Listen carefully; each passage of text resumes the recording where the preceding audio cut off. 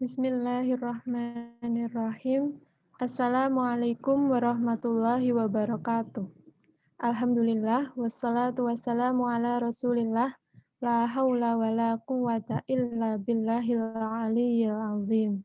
Rabbi syrah li sadri wa yassir li amri yafqahu qawli. Teman-teman, kajian kita pada pertemuan ke-6 kali ini akan membahas tentang pernikahan sebagai ikhtiar mewujudkan keluarga berkah.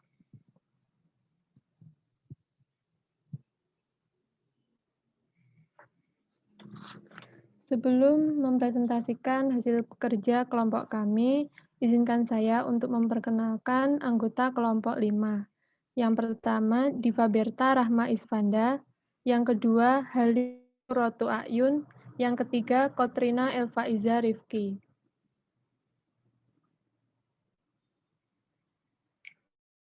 Bab materi pada topik ke-6 kali ini ada 5, yaitu A. Cinta dan fitrah manusia untuk menikah, B. Kriteria pendamping hidup dan ikhtiar mencarinya, C. Menjaga ifah dengan tidak berpacaran dan tidak berzina, D. Meraih keluarga berkah dalam bingkai pernikahan, E. Ragam pernikahan kontroversial. Subbab pertama, kita membahas tentang cinta dan fitrah manusia untuk menikah.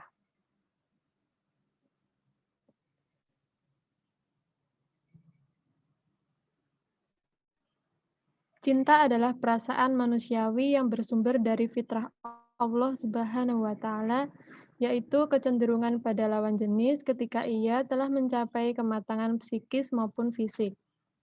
Menurut ajaran Islam, cinta akan membawa kebaikan apabila hadir dalam bingkai pernikahan, karena bentuk interaksi antara laki-laki maupun perempuan akan menjadi halal diniatkan karena Allah Subhanahu wa Ta'ala.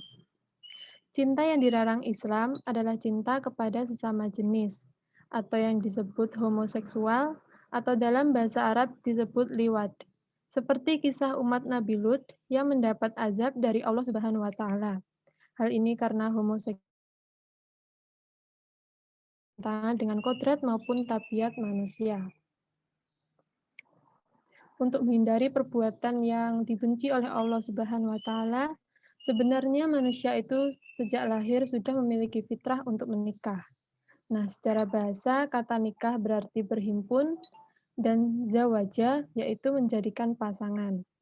Pernikahan adalah ikatan lahir batin antara seorang laki-laki dan perempuan sebagai suami istri dengan tujuan membentuk keluarga yang bahagia dan kekal berdasarkan ketuhanan yang Maha Esa. Dalam Quran Surah Yasin ayat 36, Bismillahirrahmanirrahim, Subhanalladzi khalaqal azwaja kullaha mimma tumbitul ardu wa min anfusihim wa mimma la ya'lamun. Maha suci Allah yang telah menciptakan semua pasangan, baik dari apa yang tumbuh di bumi dan dari jenis mereka manusia maupun dari makhluk-makhluk yang tidak mereka ketahui. Pernikahan adalah bentuk hubungan yang sah. Inilah kemudian akan muncul rasa tentram pada laki-laki maupun perempuan. Dalam Quran Surah Ar-Rum ayat 21, dan di antara tanda-tanda kebesarannya ialah Dia menciptakan untukmu istri-istri dari jenismu sendiri, rasa tentram kepadanya, dan dijadikannya di antaramu rasa kasih dan sayang. Sesungguhnya pada yang demikian itu benar-benar terdapat tanda-tanda kebesaran Allah bagi kaum yang berpikir. Lalu, apa hikmah pernikahan? Di sini kami menampilkan ya, A. Memelihara keberlangsungan manusia. Nabi Muhammad SAW menganjurkan nikah bagi orang yang mengharapkan keturunan. Seperti di dalam hadis riwayat Al-Bukhari, menyatakan, kawinilah wanita yang penuh kasih sayang dan banyak anak. Sesungguhnya aku bangga memiliki banyak umat. Hikmah kedua, yaitu merupakan tiang keluarga yang teguh dan kokoh. Menurut Al-Ghazali, faedah nikah diantaranya dapat menyegarkan jiwa, hati dapat menjadi tenang, memperkuat ibadah. Kasih sayang antara suami suami istri akan menghilangkan rasa sedih dan dapat menghibur hati. Yang C. Mengontrol hawa nafsu. Rasulullah SAW bersabda, "Wahai para pemuda, barang siapa di antara kalian ada kemampuan biaya nikah, maka nikahlah. Sesungguhnya ia lebih memejamkan pandangan mata dan lebih memelihara faraj. Barang siapa yang tidak mampu, hendaknya." Hadis riwayat Ibnu Mas'ud. Lalu, bagaimana kriteria pendamping hidup dalam Islam dan ikhtiar mencari pasangan hidup?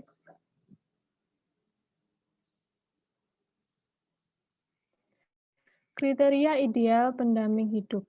Dalam sebuah hadis, Rasulullah SAW menyampaikan, barang siapa yang kawin dengan perempuan karena hartanya, maka Allah akan menjadikannya fakir.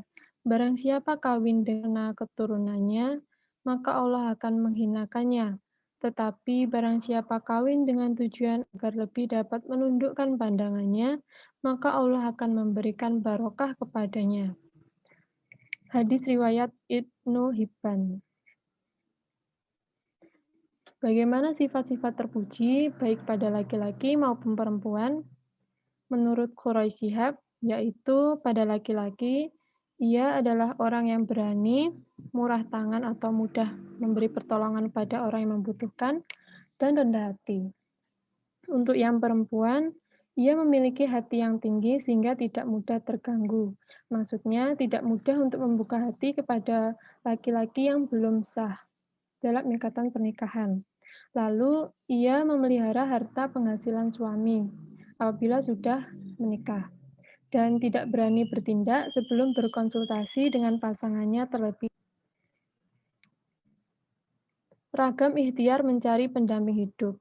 Secara bahasa, ta'aruf adalah perkenalan.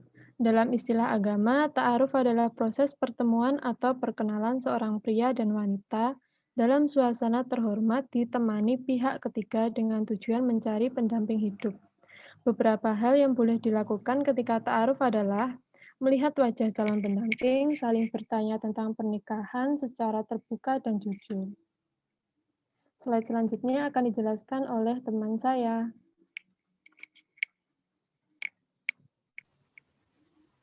Menjaga ifa atau kesucian diri dengan tidak pacaran dan tidak berzina. Next.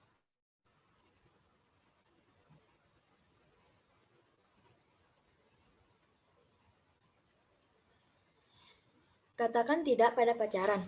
Menurut KBBI edisi ketiga tahun 2002, pacaran adalah kekasih atau teman yang tetap dan hubungan berdasarkan cinta kasih, atau adapun berpacaran adalah bercintaan atau berkasih-kasihan dengan sang pacar.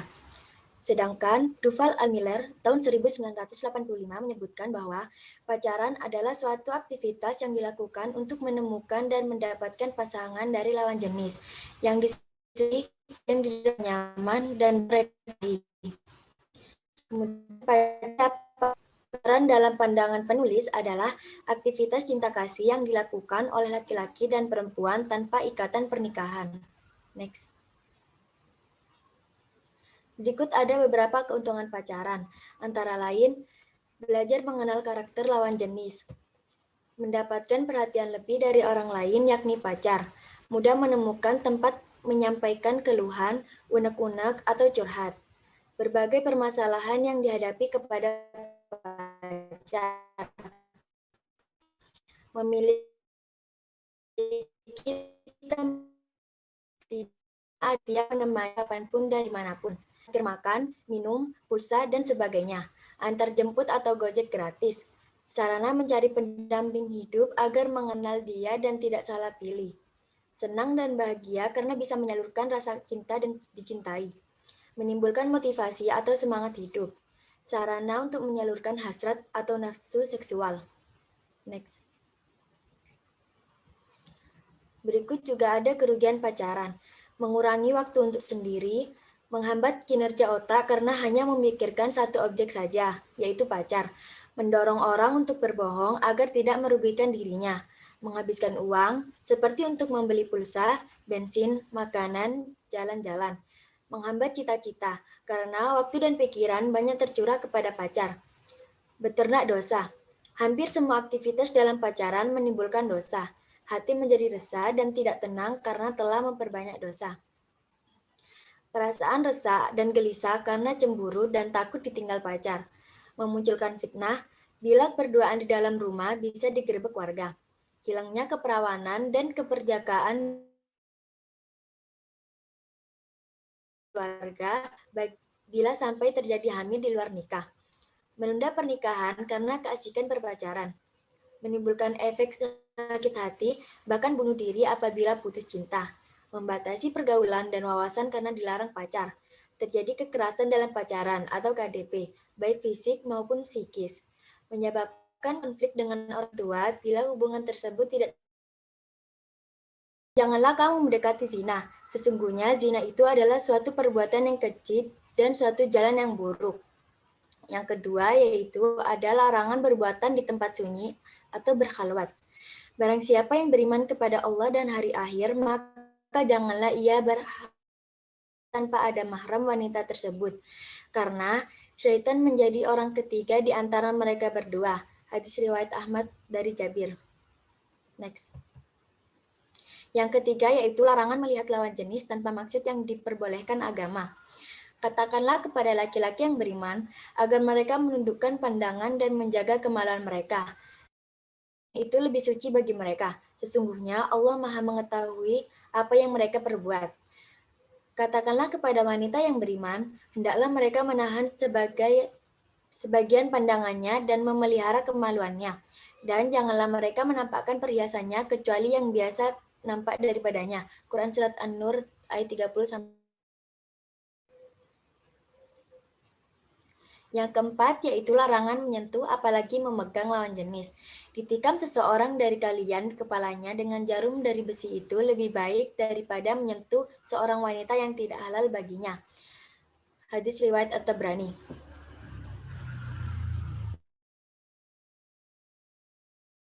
Yaitu larangan membayangkan lawan jenis. Setiap anak Adam telah ditakdirkan bagian untuk berzina dan ini suatu yang pasti terjadi. Tidak bisa tidak.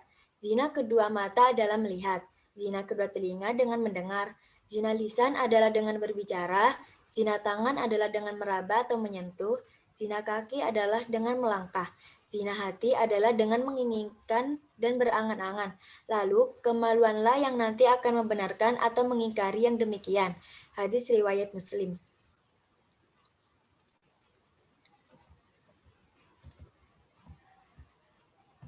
Berikutnya pacaran dan perilaku seksual remaja. Dari sejumlah negatif di atas, dampak pacaran yang paling mengkhawatirkan adalah seks dan pergaulan bebas. Wijayanto menyatakan bahwa pengalaman seks pertama yang dalam umumnya dari pacar atau teman dekatnya. Islam sebagai agama yang diturunkan Allah untuk menyelamatkan manusia sangat menentang gaya pacaran bernuansa seks. Dalam Islam, hubungan badan di luar bingkai pernikahan disebut dengan zina dan termasuk kategori perbuatan dosa besar. Perbuatan ini oleh Allah disebut tindakan yang keji dan cara yang paling buruk.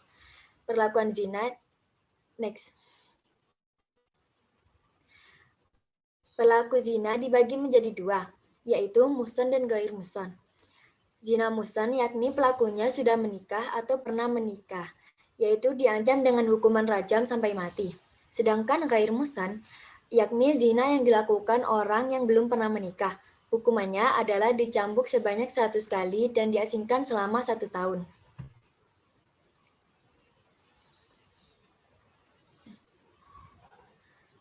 Rasulullah SAW dalam sebuah kesempatan menyatakan, "Wahai kaum muslimin, jauhilah perbuatan zina, karena padanya ada 6 macam bahaya, 3 di dunia dan 3 di akhirat.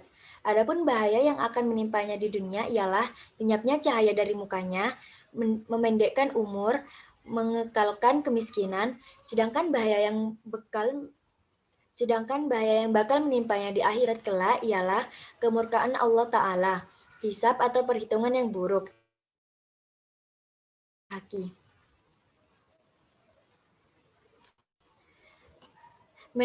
Manajemen hati agar tidak berpacaran. Yang pertama, menyadari bahwa pacaran hukumnya haram dan mendatangkan dosa. Yang kedua, menyadari beragam dampak negatif pacaran yang terjadi di sekitar kita. Yang ketiga, meyakini bahwa jodoh kita sudah ditentukan. Yang keempat, meyakini bahwa dengan menjalankan perintah Allah untuk tidak pacaran, Allah kelak akan memberikan jodoh yang baik untuk kita. Muslim dan muslimah yang baik hanya pantas untuk muslim dan muslimah yang baik pula. Yang kelima, diniati untuk puasa pacaran. Yang keenam, fokuskan segenap pikiran dan energi pada studi atau pekerjaan untuk meraih cita-cita. Yang kedelapan, kuatkan tekad untuk membahagiakan orang tua terlebih dulu sebelum membahagiakan orang lain. Yang terakhir, agar tidak kesepian, bertemanlah dengan banyak orang. Upayakan untuk memiliki sahabat dekat sebagai teman berbagi cerita dan rasa suka dan duka. Selanjutnya akan dijelaskan oleh meraih keluarga berkah dalam bingkai pernikahan. Berkah artinya bertambahnya kebaikan. Berkah tidak identik dengan banyak melimpah. Artinya sesuatu yang berkah bisa banyak melimpah juga tidak.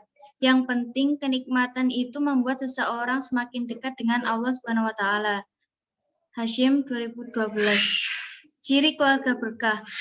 Yang pertama, merujuk pada surat Al-Rum ayat 31 yaitu sakinah atau tenang, tentram, mawadah atau penuh cinta dan rahmah atau diliputi kasih. Menurut Kusnaini tahun 2016, keluarga berkah juga ditandai dengan makin meningkatnya kualitas keimanan para anggota keluarga tersebut. Yang ketiga, ciri lain keluarga berkah adalah kualitas pribadi-pribadi dalam keluarga tersebut berkembang menuju kebaikan. Sikap semakin matang, bertambah bijak, wawasan bertambah, akhlak makin baik. Next. Upaya meraih keluarga berkah. Yang pertama, sebelum menikah. Sebelum menikah, menata niat menikah, yaitu untuk meraih ridha Allah. Tidak berpacaran, mencari calon pendamping hidup melalui cara yang diperbolehkan ajaran Islam. Misalnya ta'aruf, memilih calon pendamping hidup yang sesuai dengan pedoman Islam, sebagaimana telah diajarkan Rasulullah SAW. Menyiapkan diri secara fisik dan psikis termasuk ilmu berumah tangga. Bermusyawarah dengan orang tua agar memperoleh restu dan dukungan. Yang kedua, saat akad nikah, menjaga agar niat tetap lurus, yakni menikah untuk meraih ridha Allah, meminta didoakan orang tua dan orang-orang soleh. Doa orang tua untuk anaknya dan doa orang-orang soleh umumnya dikabulkan Allah Subhanahu wa taala. Memenuhi syarat dan rukun pernikahan agar sah menurut agama. Next. 3. Menjalani kehidupan rumah tangga. Mempertahankan motivasi menjalani pernikahan untuk beribadah, menjadikan ridha Allah sebagai pedoman dalam rumah tangga, nafkah yang halal dan diupayakan diperoleh di negaranya sendiri.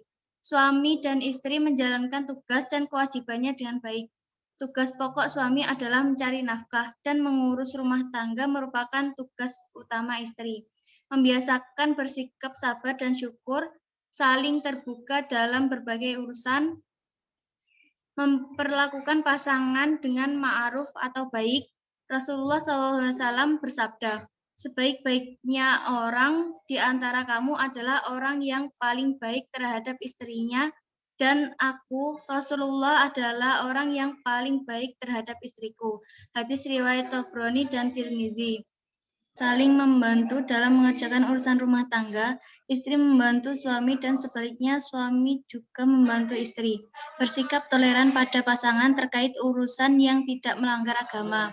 Berbuat adil dan bijak dalam berbagai peran, memberikan penilaian, menerapkan aturan, memberikan penghargaan dan sanksi. Bermusyawarah dalam memutuskan permasalahan atau urusan. Next.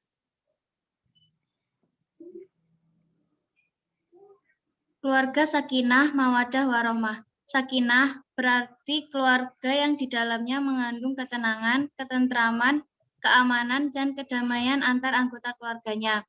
Mawaddah, dalam Islam,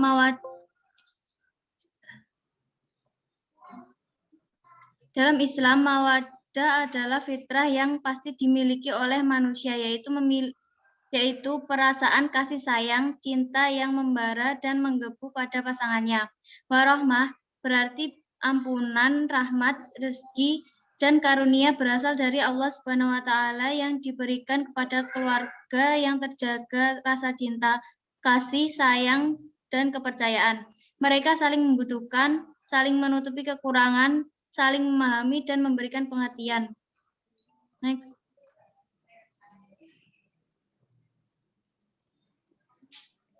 Ragam pernikahan kontroversial.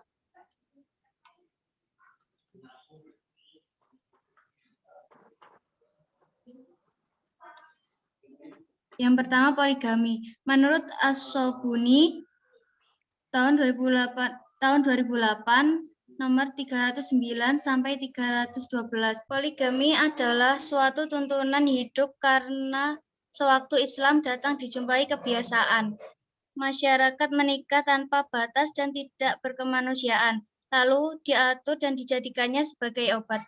Dalam Islam, orang laki-laki ada batas yang tidak boleh dilalui, yaitu 4 orang dengan ikatan dan syarat, yaitu adil terhadap semua istrinya dalam hal nafkah fisik. Apabila tidak bisa adil, maka diperbolehkan menikah dengan seorang saja. Next. Nikah mut'ah. Nikah mut'ah adalah pernikahan untuk sehari, seminggu, atau sebulan. Imam-imam mazhab menurut Al-Jamal sepakat bahwa nikah mut'ah adalah haram. Karena, 1. Perkawinan ini tidak mempunyai hukum sebagaimana yang tercantum dalam Al-Quran tentang perkawinan, talak, iddah, dan warisan.